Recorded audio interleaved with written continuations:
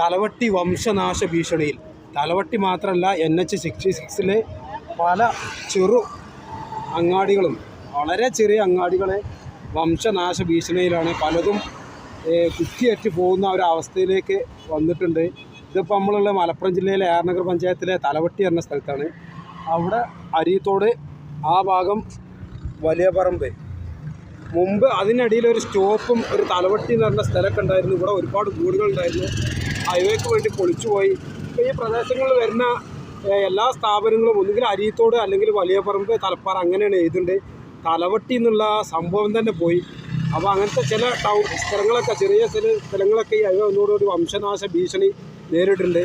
അപ്പോൾ അതിന് പരിഹാരം എന്താ വെച്ചാൽ, ആ നാട്ടിനോടൊരു അഭിമാനമുള്ള ആളുകളുണ്ടല്ലോ, അവരെന്ത് ചെയ്യണം, അവരെ സ്ഥലത്തിൻ്റെ ആ പ്രദേശത്ത് എന്തെങ്കിലും ഒരു സ്ഥാപനത്തിന് എന്തെങ്കിലുമൊക്കെ അവരെ പഴയ പേര് ഇടണം. എന്നാലേ സംഭവം ശരിയാവുള്ളൂ.